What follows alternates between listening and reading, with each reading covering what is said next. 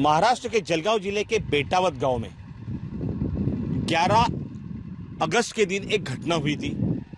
एक 20 साल का युवक सुलेमान नाम का, उसे कुछ इसी गांव के कुछ लोगों ने, कुछ लड़कों ने पीट कर मार डाला था। इस घटना के बाद पुलिस ने तहकीकात तक की थी, 7-8 लोगों को हिरासत में भी लिया था। आज 5 महीने के बाद वापस फिर इस गांव में इस विषय की घटना सामने आई है कि सुलेमान का जो परिवार था, सुलेमान के माँ बाप थे, वो एक गांव छोड़ के निकल गए। हमारी आज तक की टीम यहाँ पर पहुंची तो वाकई सच्चाई इस विषय में दिखी कि सुलेमान के जो माँ बाप है, यहाँ से 40 किलोमीटर की दूरी पर धामण गांव, इस गांव में उनकी बिटिया रहती है, दामाद रहते हैं। उस गांव में जाकर बस है 2000 रुपये का किराए का वहाँ पर मकान लिया।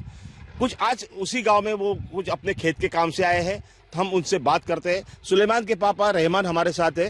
रहमान भाई नमस्कार, आज तक में स्वागत है। क्या बोलेंगे, क्या ऐसी घटना हुई कि आपको इस गांव को छोड़कर जाना पड़ा? मेरा जो इकलौता बेटा था वो सहारा ही चलेगा, कमाने वाला था वो, कुछ उसके सहारे मेरी ज़िंदगी थी। अभी यहाँ रहकर भी क्या करूँ, मेरी बीवी की हादसा देखकर तबीयत बिगड़ जाती, उसके लिए हम गांव छोड़ के वहाँ चले गए। यहाँ और वो जो 4 जो गांव में की छुटके आए, उनसे भी हमको तकलीफ है। कब क्या करेंगे उसका भरोसा नहीं। जो 4 छुटे वो गाँव में की है, हमारे आंखों के सामने घूम रहे फिर रहे, वो कब क्या करेंगे उसका भरोसा नहीं। इसके लिए हमने गाँव छोड़कर हमारी जो लड़की रहती है वहाँ पर शिफ्ट हो गए।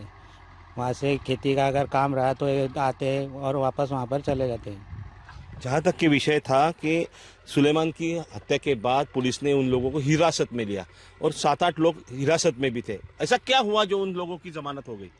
पुलिस वालों का कहना है हमने टाइम पर चार्जशीट दाखिल करी, पर वो जो कोर्ट का जो क्लार्क है वो बोलता है इसमें गलतियाँ है। उन्होंने 28वें दिन चार्जशीट लेकर गए थे वहाँ पर, उसमें गलतियाँ निकालने के बाद वो वापस जाने के बाद 2 दिन छुट्टी आई, उसमें 90 दिन उनको पूरे हो गए।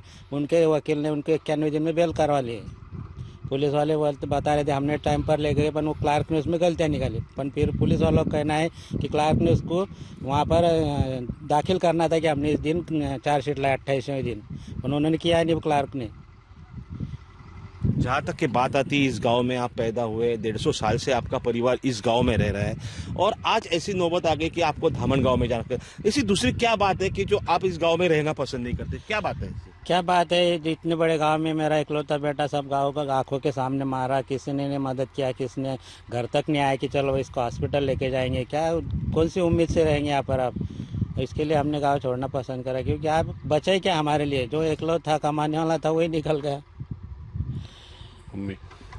सुलेमान की माँ हमारे साथ है, सुलेमान की माँ से बात करते हैं। भाभी जी, क्या हुआ था? आपको गांव छोड़ना, अभी यहाँ रहना क्यों नहीं पसंद है आपको? यहाँ पे रह बात हमारे लड़की की बहुत याद आती और ये लोगों को देख के बहुत दिल में बहुत तकलीफ होती है। जो जिसने मारा मुजरिम है वो हमारे आंखें के सामने फिर रहे, मेरी बहुत तबीयत खराब हो जाती। यहाँ पे हॉस्पिटल वो दूर है, मेरी सांस बंद हो जाती। इसके लिए हमारे घर वाले दामाद बोले क्या उधर ही आ जाओ। तो ये हालात आप देख सकते हो, बेटावद गांव के ये हालात है।